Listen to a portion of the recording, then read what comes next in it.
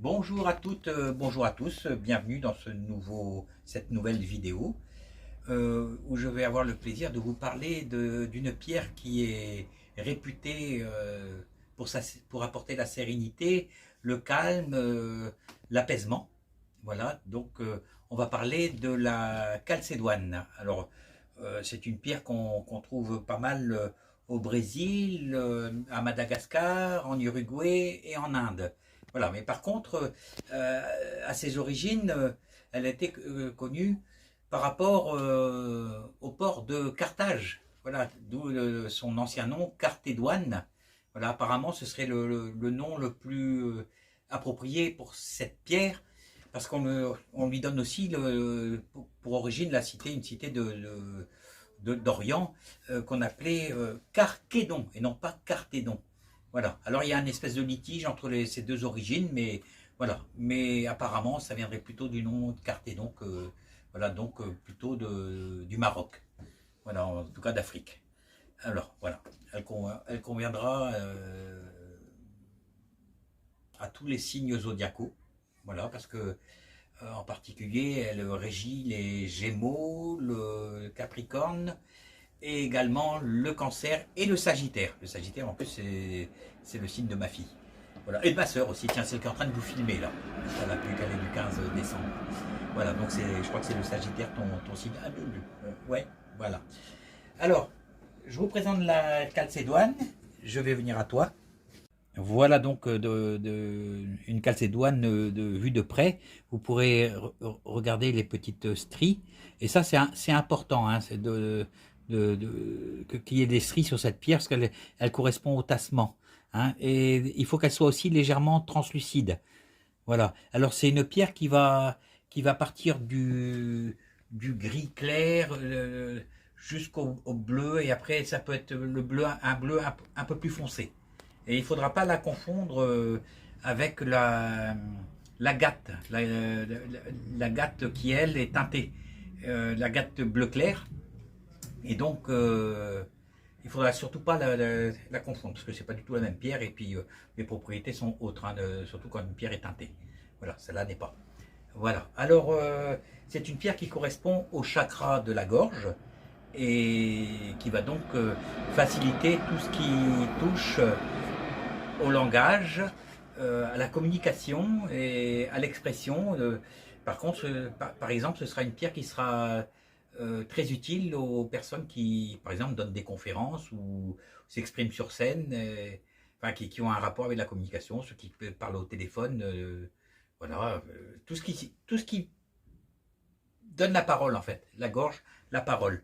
Voilà. Elle va également compléter efficacement une pierre comme le lapis lazuli, là ici. Voilà. Et la sodalite. Voilà. Tu les as bien mus. Mhm. Voilà. Donc je les repose. Voilà. Donc comme je disais, elle facilite tout ce qui touche à la communication. Elle convient donc aux personnes ayant également un problème d'allocution, par exemple, ou de dialogue, des personnes qui ont des problèmes relationnels, quoi, qui ont du mal à s'exprimer vis-à-vis d'une autre personne.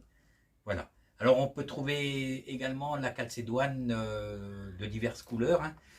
On trouvera la rouge, la verte et la noire. Et là aussi, par rapport à la noire, il ne faudra pas la confondre avec l'agate noire qui est elle aussi striée comme, un petit peu comme celle-là.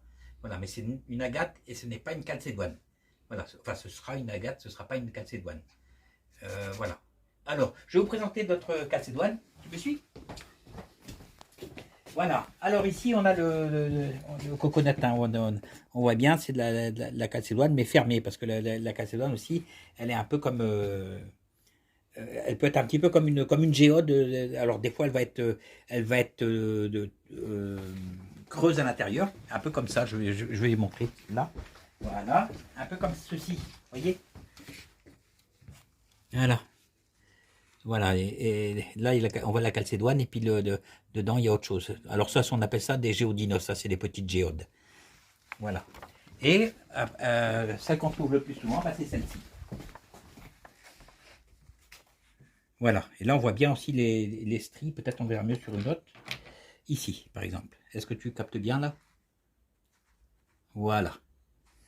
Voilà, bah, je vais rester ici. Là. Et donc, alors pour le nettoyage, hein, tout simplement, utiliser une, un amas de quartz, par exemple, ou une druse, enfin un druse de quartz. On peut le mettre également sur de l'améthyste. Voilà, elle fera le nettoyage plus le rechargement, ou sur une fleur de vie. Voilà, je pense que c'est une pierre qui se recharge également, si j'ai bonne mémoire, à la lune.